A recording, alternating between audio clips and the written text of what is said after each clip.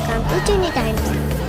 சென்னையில் ஒரு நாள் எபிசோட் 2 வாங்க போகலாம்.